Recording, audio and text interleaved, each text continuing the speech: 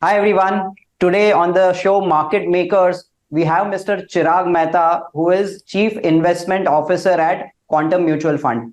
Quantum Mutual Fund is launching an NFO, that is a new fund offer. It is an open-ended equity scheme which will predominantly invest in small cap stocks. Welcome, sir.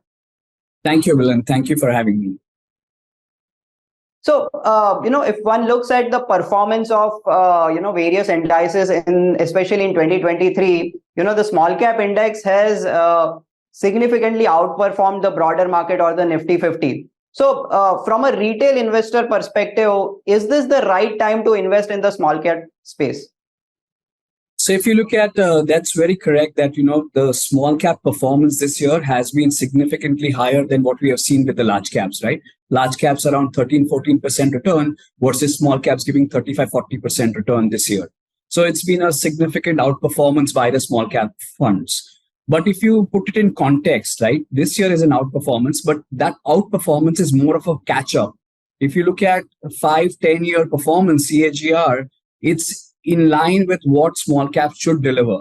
Small caps have a slightly higher degree of risk, and that is why they should commensurate with a higher return to compensate for the risk that you are taking in small caps, right? And if you look at from that 5-10 year perspective, it's exactly in line to the premium that it should give returns to a large cap fund. So overall, we don't think that it was a justified outperformance needed for that catch up. And it can only happen when there is good amount of earnings growth in the economy. So today, Indian economy is doing very well. There is a lot of activity on the ground level.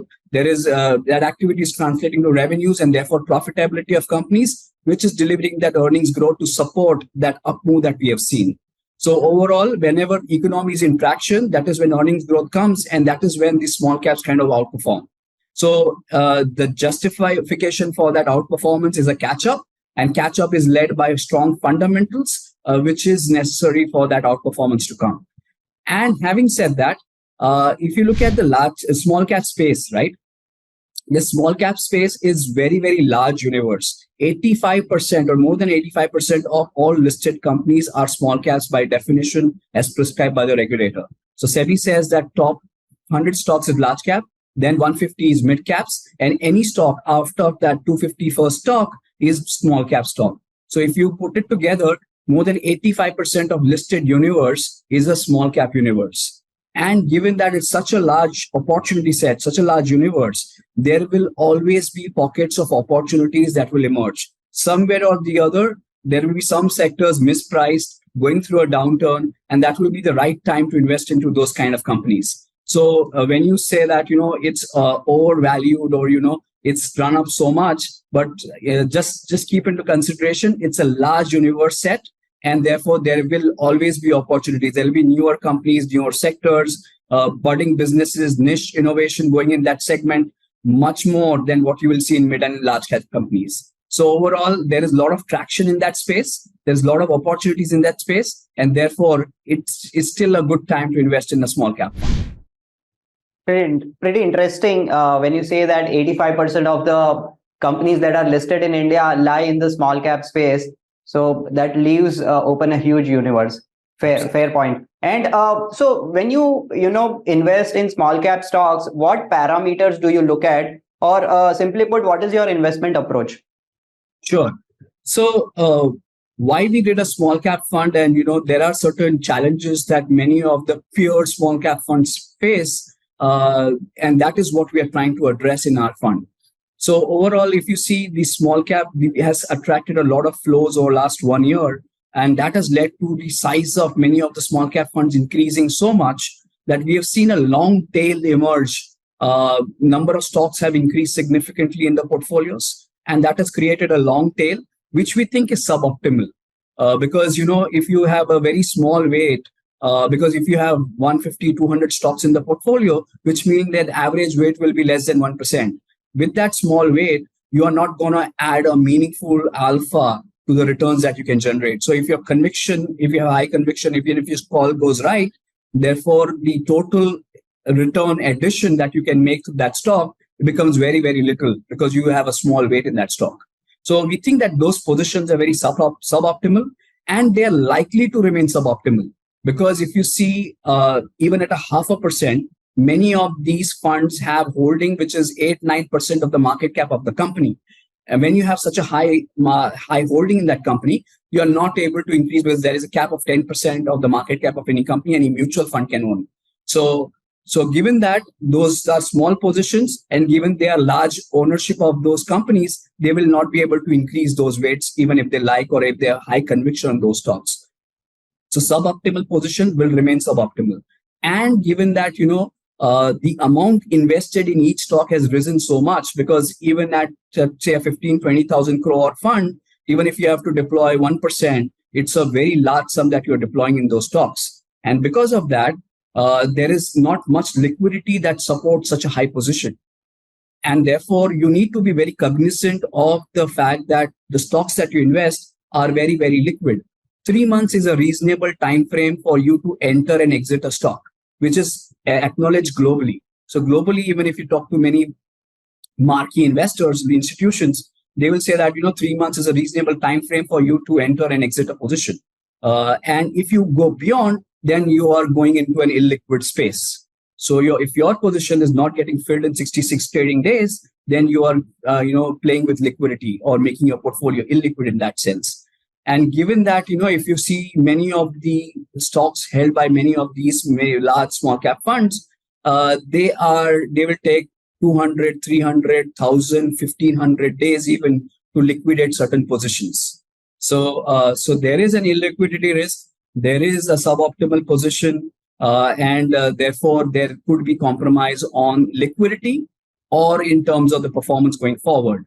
Also, if you see, given the sizes of many of the funds have increased, they have tilted more towards large and mid because that is a more liquid space. So it's like not staying true to mandate. So either you have illiquid portfolios or you are not true to label and true to mandate in that sense. So we want to address all these challenges in our fund.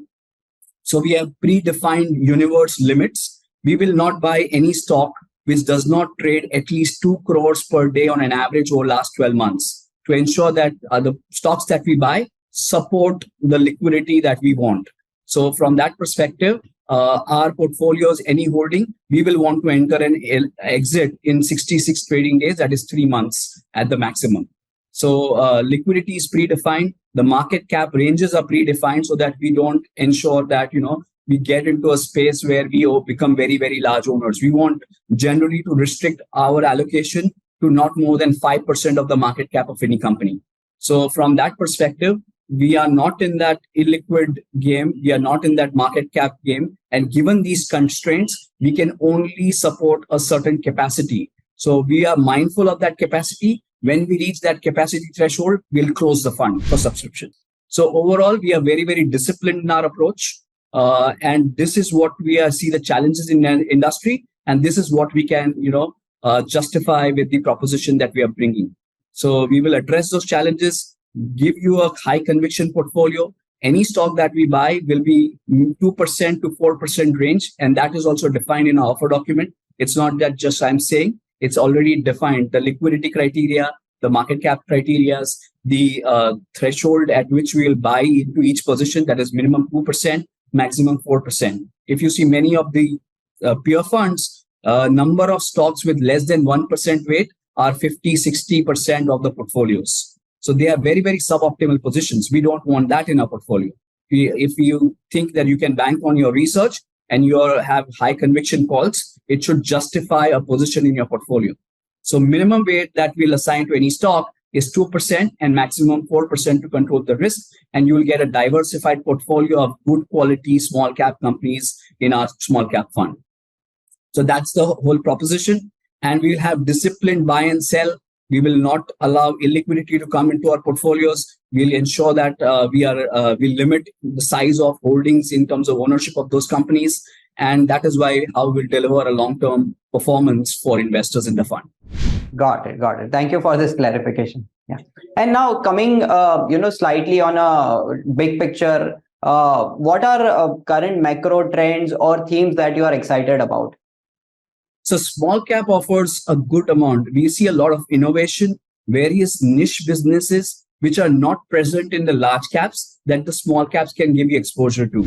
So, say, for example, sectors like agriculture, tourism, media, publishing, etc., is not there in the large caps, but it's there in the small caps. Plus, emerging themes like financial inclusion, for example. So, you have various new age businesses which are very, very promising. For example, stockbroking, MF distribution, all that is not there in the large caps, but it's there in the small caps. Then you have import substitution is a big play where government is giving incentives. Global companies are looking at a China plus one strategy. So overall, there is a lot of traction. There is the healthcare space, for example, where CDMO, APIs, etc., are big plays today, which are not present in the large caps. There is a auto ancillary stories. So there is a movement from ICE engines to EVs overall. And, EV, there are OEMs present in EVs, but there is a lot bigger market to support that EV ecosystem, which is there in the small caps, but not in the large caps. So overall, there are huge amount of themes, budding themes, innovation, niche businesses, which are small today, but show potential to scale up significantly over a period of time. And that is only possible in the small cap space, which are very, very fast growing sectors or very fast growing areas, and can scale up very, very rapidly to support the large cap ecosystem in some sense that exists today. So there are a lot of niche areas, a lot of innovative businesses that you can get exposure to small caps early on, which promise to become leaders of tomorrow, become the mid and large cap companies of tomorrow. And you can write the story pretty early on, and you can, earn those returns of compounding that you can get with that fast growing businesses. And after they mature, there is not much. It's a steady state business, but you're early on in that place and you can write that story with the small caps. Right. So typically, as you're saying, catching them young is the strategy, to outperform the broader indices. Yes, absolutely. So there are many things, right? So tomorrow, India has, say, promised net zero by 2070, which will require a lot of investments into, say, renewable energies. So most of the renewable energies are new businesses, right? It's done by newer companies. They are innovative in that sense. They are going into the solar, into wind energy, etc. They're looking at waste management. They are looking at recycling. They are looking at more renewable energies like biofuels, etc. So there is a lot of potential in that segment, which can lever and which will become the growth driver of tomorrow for the economy. So you get in early on and you can write that story into long term, and that really helps you compounding with your wealth. Got it. Now, typically we've seen in the past also, the small cap stocks are relatively more volatile compared to the large cap ones. So in that scenario, how do you plan to manage the risk and the downsides that could come in these stocks? So absolutely, as you said, small caps are volatile because they are, relatively under researched, under owned. There is a lot of inefficiency in that space. So if you see it as a risk, it is also a form of opportunity, right? So if you can study that sector well, study that business well, look at what kind of business model that they operate, could lead to an opportunity, which is a risk today, but an opportunity for tomorrow. So our thesis is going to be that we diversify the portfolio adequately. That that will help us diversify the risk elements. Second is we will from a risk perspective, we will have a thorough research in terms of a robust study of the business model, the space they operate, what scale it can go to. We will be mindful of valuations that we pay for those stocks. So we will chase growth in that segment because that's the area where there is a lot of growth happening. But we will also be mindful of valuation. So that will act as a cushion in terms of the fall that we could see in such stocks. So these are the main two ways where we will kind of look at controlling the volatility. And the third and most important that we can deliver to our investors is a good governance study of these companies. So when it comes to small businesses, it could operate in a niche segment. It can get order books, etc., very, very quickly. But the ability to execute and the ability to trust those managements and founders is a unique thing that makes a whole difference when it comes to this space. So just chasing growth for the sake of growth may not yield you the results that you could get. This is not a large cap. Where there is enough history of those promoters, where you have a history of them delivering over a period of time, and you have seen their execution skills. It's not that space. You have to get deeper into their ability to, execute the orders that they may receive, and the ability for the of you to trust those managements in terms of they will be true to minority shareholders. And that is what will make the whole difference in terms of controlling that risk as well.